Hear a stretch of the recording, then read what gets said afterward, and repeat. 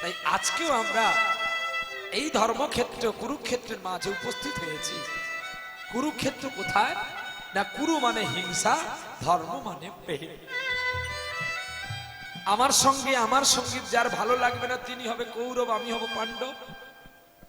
আর আমার সঙ্গীত যার ভালো লাগবে সেও পাণ্ডব আর আমিও পাণ্ডব। তাই এটাকেও বলা হয়েছে ধর্মক্ষেত্র কুরুক্ষেত্র। আর এটাই রক্তের পুকুর। এই দেখো চারদিক ঘেরা আছে পুকুরের পাড়। আর এটাই হচ্ছে সেই ব্যাসাসন। এই ব্যাসাসন থেকেই আপনাদের কাছে প্রস্ফুটিত হবে এই সার জলগুলো, যাতে আপনাদের তরিগুলো, আপনাদের জমিনগুলো ভালো চাষ হয়। চলো গোড়া কোমর। মহারাষ্ট্রের অন্তর্গত সৌলন্দীপুর গ্রাম। আর সেই গ্রামে একজন জমিদারের একটা পুত্র হয়েছে। পুত্র হয়ে তার স্ত্রী বিদায় নিয়েছে। ভগবান যখন কাউকে কিছু খেলা করে তিনি আগে পিছে দেখেই কিন্তু খেলাটা খেলে। আর সেই খেলা আমি আপনি কিন্তু এই নয়নে আমরা দেখতে পারি না। ভগবানের খেলা বড় বড় অতীব দৃষ্টির খেলা। আর সেই আনন্দময়ী পৃথিবীতে যখন একটা ছেলে তার মাকে হারিয়ে ফেলে তার মনে কতটা আনন্দ আসে বলতো। ছেলেটা জন্মের পরে শুধু কাঁদছে। কেন কাঁদছে গো? মা হারিয়েছে বলে না। মা হারিয়েছে বলে যদি ছেলে জন্মের পরে কাঁদে তাহলে কিন্তু ভুল। কেন বাবা? তাহলে যার মা আছে সে ছেলে কেন কাঁদে? কি গো, তোমাদের তো মা আছে নাকি? মা আছে তো, তাহলে তোমাদের মা আছে, তোমরা কেন কাঁদো? না, যাকে গর্ভে আমি দেখেছিলাম, যাকে গর্ভে আমি দেখেছিলাম তাকে কেন এখানে দেখতে পেলাম না? তাকে আমি কেন দেখতে পেলাম না? যিনি আমায় পৃথিবীর আলো দেখাইয়েছিল, যার উজ্জ্বল রূপে আমি আলো হয়েছিলাম, অন্ধকূপে গিয়ে আমি ডুবেছিলাম, আজ কেন তারে দেখতে পেলাম না?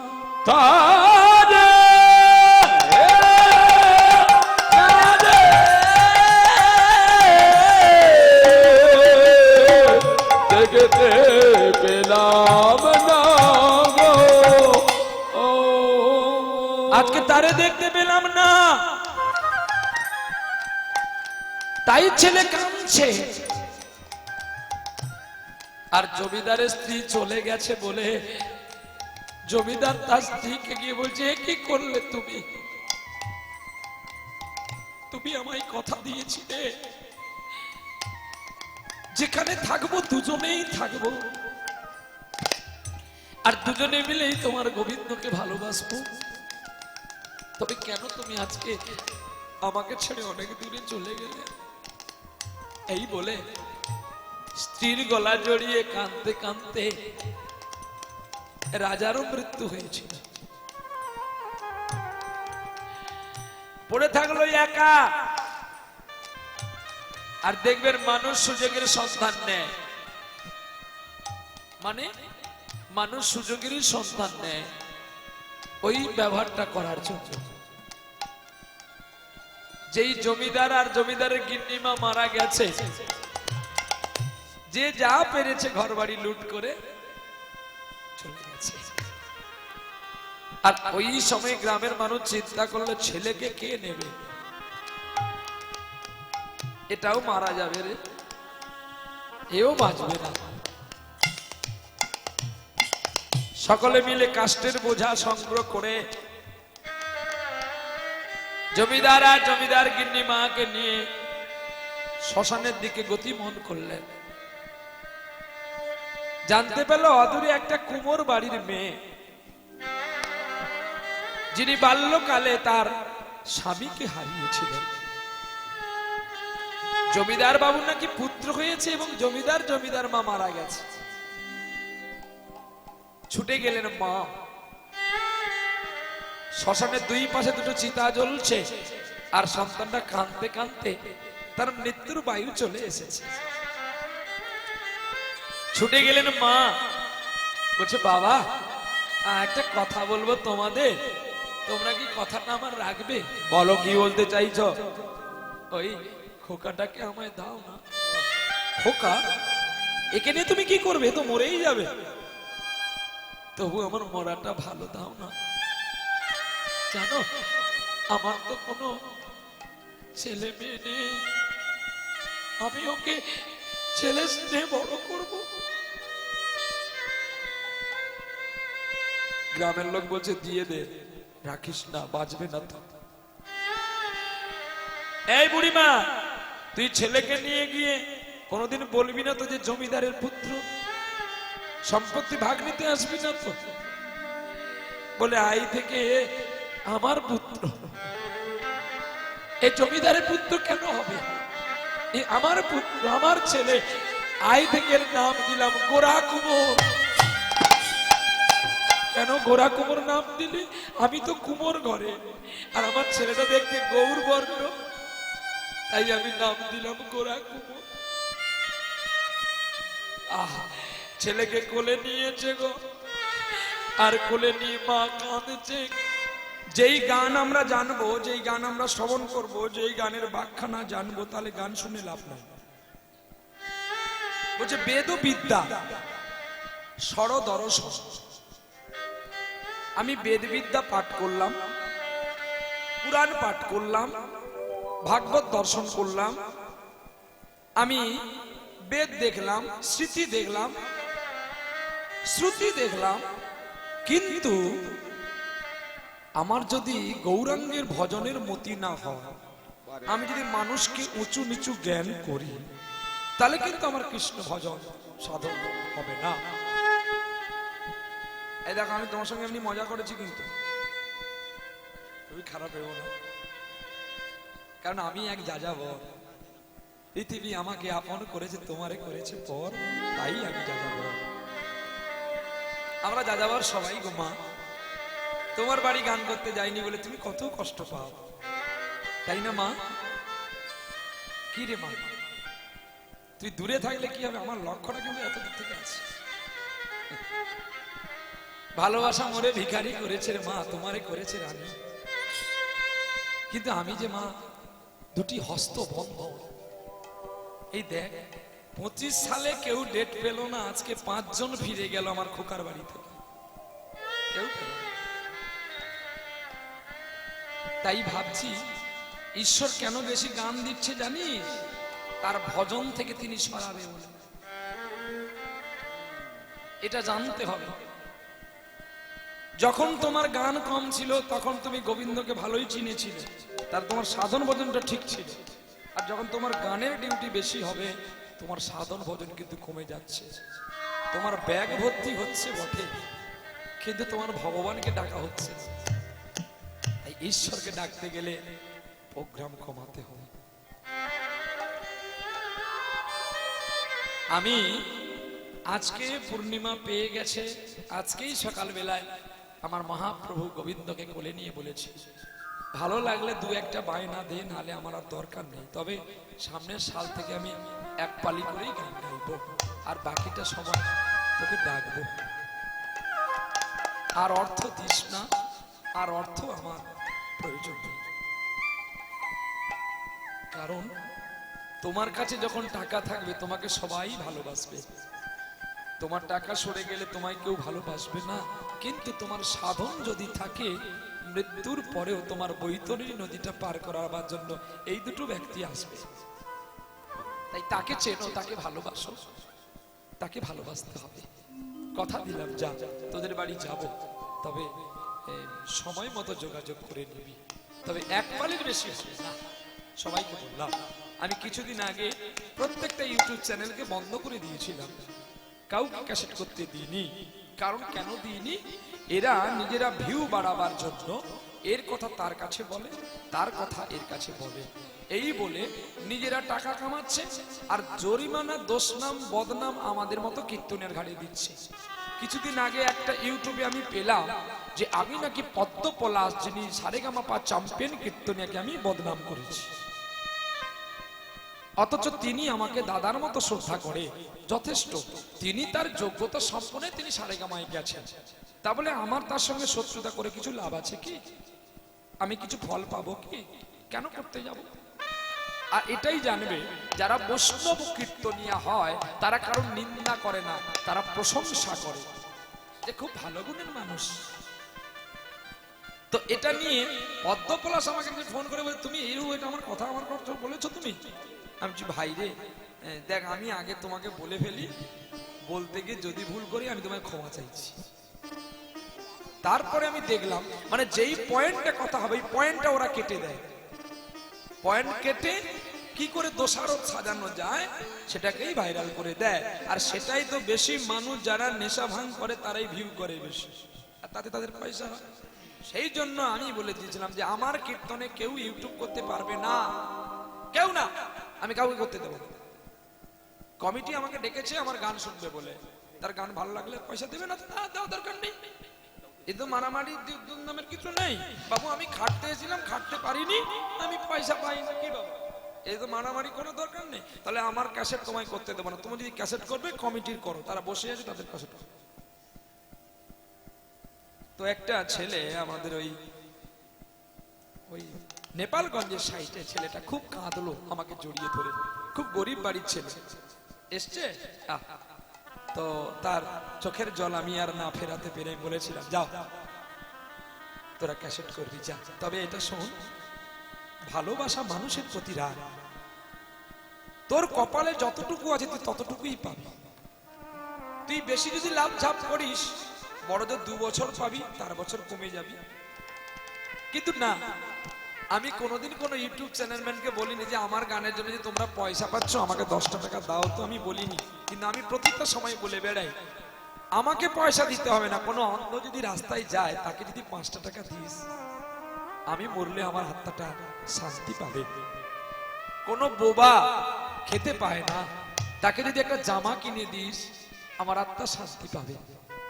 আজকে দোল পূর্ণিমা বলে গুরু পূজা করলো আমার অরুণ ছেলে, ধুতি নিয়ে এসে যা গুরু বৈষ্ণবকে দিতে হয় দিয়ে পুজো করছে।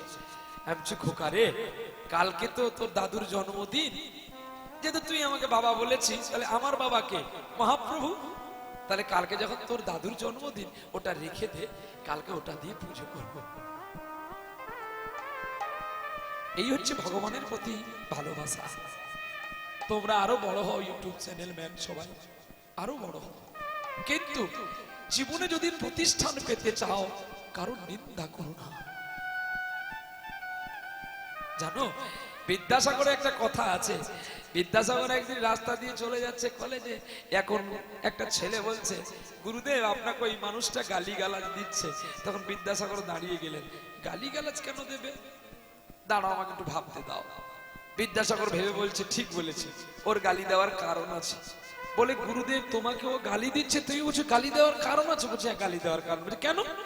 না, ও একদিন রাস্তার কোলে পড়েছিল কলেরা হয়ে, ওকে কেউ বাঁচায়নি, আমি ওকে নিয়ে গিয়ে হাসপাতাল থেকে বড় করেছি, মানে তো উপকারের নাম তো শালা, আমি উপকার করেছি তাই আমায় গালি খেতে হবে?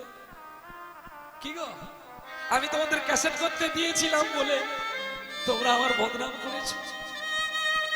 আমি যদি তোমাদের ক্যাসেট করতে না দিতাম তোমরা আমার বদনাম করতে পারতে না। তা বলে কি বিদ্যাসাগর ওই বদনামের ভয়ে ওই মানুষটার সঙ্গে কথা বলবে না? কথা বলবে, বলে ধৈর্য ধরো ফল পাবে, কিন্তু তুমি ফলের চিন্তা করো না, তোমাকে ধৈর্য ধরতে হয়। বিদায় গৌর হরি বল। চল।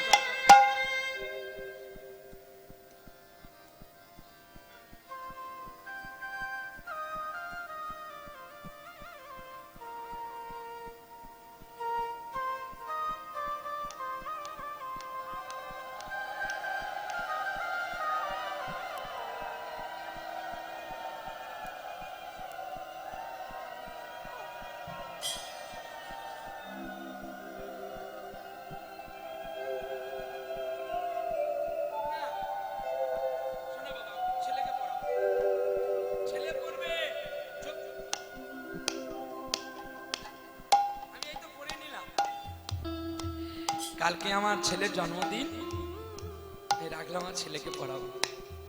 আরো একটা বেলিয়াই পাবো, তাহলে ছেলে আর বৌমা দুজনকে পড়াবো। এই মনিহার আমার নাই সাজে, ওরে ছিড়তে গেলে লাগে, আবার ফেলতে গেলে বাজে। এই মনিহার আমার নাই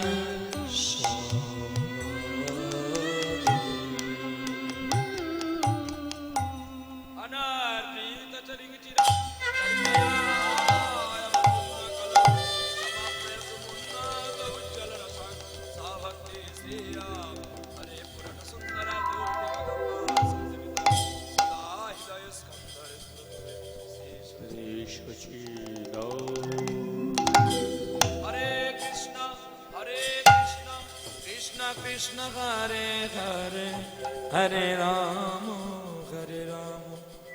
রাম রাম হরে হরে।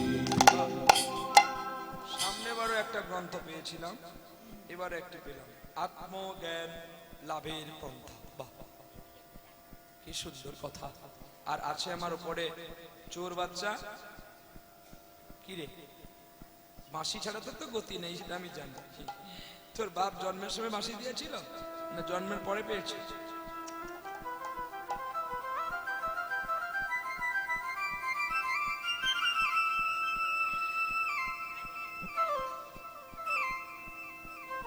আমার ছেলেকে দাও, আমার ছেলেকে দিলে আমি খুশি হয়ে যাব। তার কাছে পাখা নেই, দেখো কষ্ট পাচ্ছে, অথচ আপনাদের কাছে কমিটি পাখা দিয়েছে। তোমরা আমাকে টাকা দিয়ে এনেছো বলে তোমাদের ভুল ধরবো না, এটা ভুল কথা। আমি আগে কমিটির ভুল ধরবো। কেন না, কমিটি আমাকে ডেকেছে তো। কি গো, যার উদ্দেশ্যে আমরা আসলাম তার কাছে পাখা নাই, অথচ আপনাদের কাছে পাখা। দেখো ভাগবতে এবং মহাভারতে কি লিখে গেছে।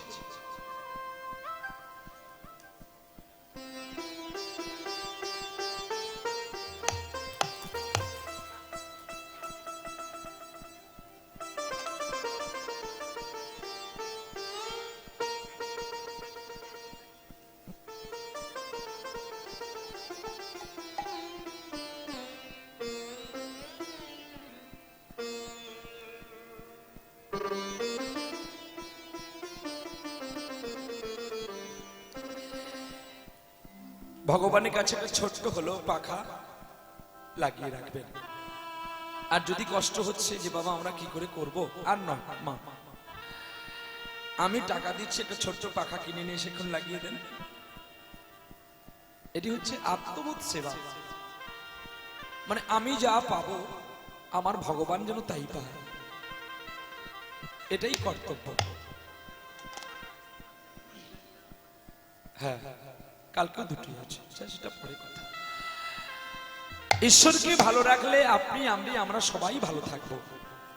কারণ তিনি, আমরা একটা সংসার চালাতে যদি আমরা ঘাম বেরিয়ে যায়, তিনি অনন্ত বিশ্বকর্তা মালিক, অনন্ত সংসার চালাচ্ছে, তাহলে তার কত যন্ত্রণা আছে। তাহলে আমরা যদি পৃথিবীতে সৎপুত্রকে বাবার সেবা না করতে পারলাম, তাহলে পৃথিবীতে পুত্র রূপে জন্ম নেওয়াটা হচ্ছে মূত্র রূপে ডাস্টবিনে পড়ে থাকাটা ঠিক ছিল। এই হচ্ছে পুত্র। ভগবানের কৃপা, ভগবানের সেবা, লাভবান চিত্ত। সময় নষ্ট করবো না, আজকে লীলা গোরা কুমোর। চলো যাই পিঠল দেবের কাছে, দেখি পিঠল দেব কি করছে, একবার দেখে আসি মহারাষ্ট্রেতে। আজকে লীলা আবেষ্ট ভক্ত গোরা কুমোর।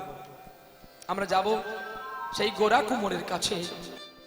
গোরা কুমোর কি করেছিল, কি দিয়ে তার ভগবানের কে খুশি করেছিল, আজকে সেইখানে যাব। ওরে বাসু কহে, কহে না হলো হা মারে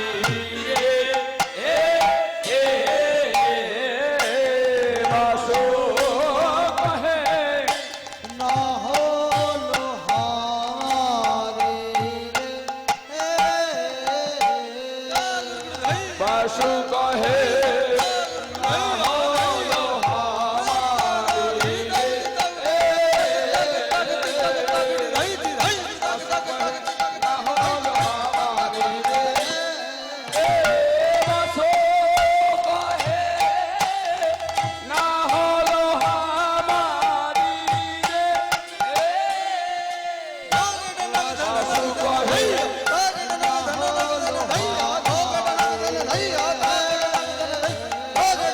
বাসু কহে না হলো হামারি বাসু কহে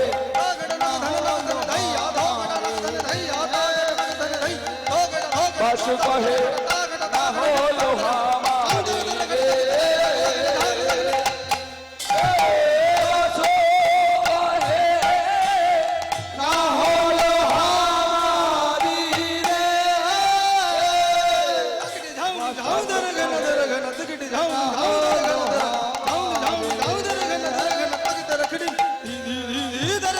বাসু কহে না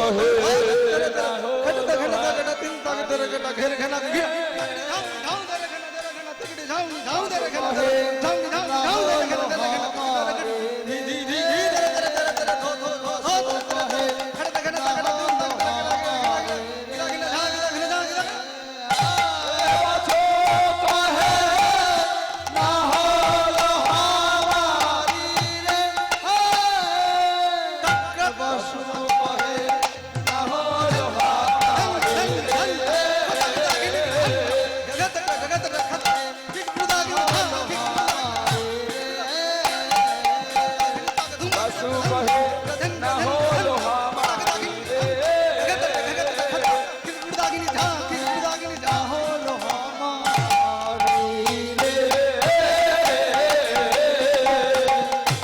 বাসু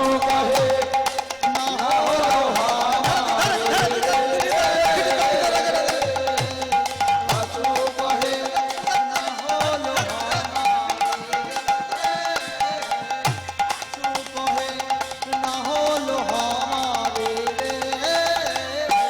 বাসু কহে না হলো হামারি রে বাসু কহে না হলো হামারি রে বাসু কহে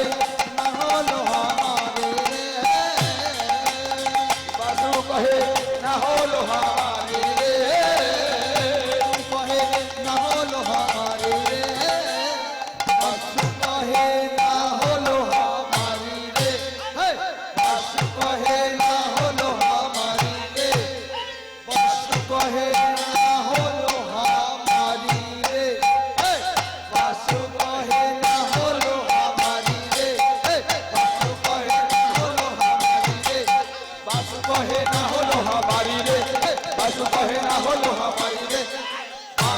কহে না হলো হামারি রে বাসু কহে না হলো হামারি রে বাসু কহে না হলো হামারি রে বাসু কহে না হলো হামারি রে বাসু কহে না হলো হামারি রে বাসু কহে না হলো হামারি রে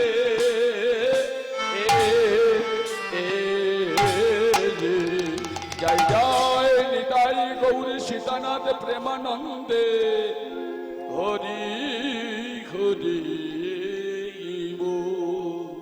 সবাই মিলে বলো নয়নটি বন্ধ করে জয় শশী নন্দন জয় গৌর হরি বিষ্ণু প্রিয়ার প্রাণধন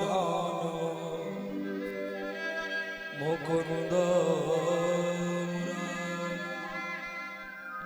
হরে কৃষ্ণ হরে কৃষ্ণ হরে কৃষ্ণ কৃষ্ণ কৃষ্ণ হরে হরে হরে হরে রাম হরে রাম রাম রাম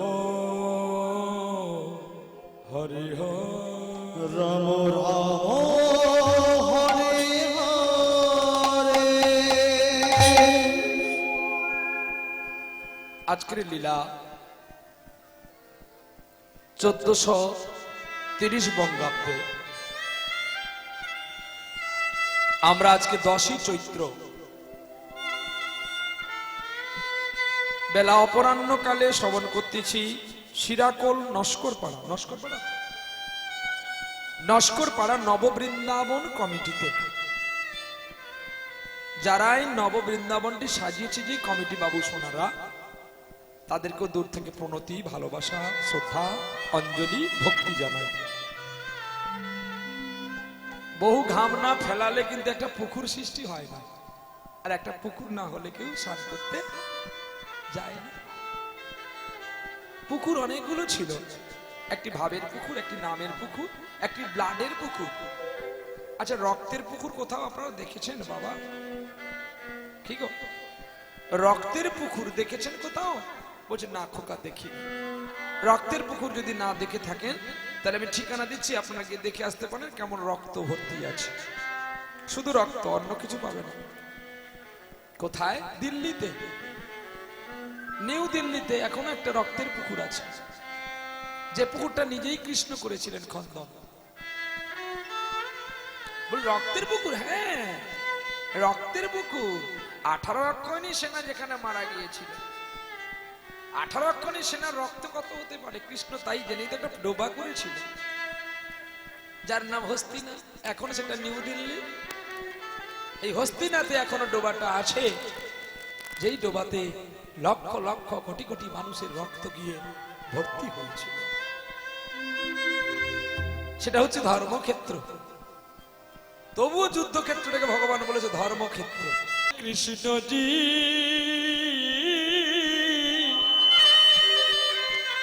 কৃষ্ণজি তুমি মিলবে কবে মম সাথে? কৃষ্ণজি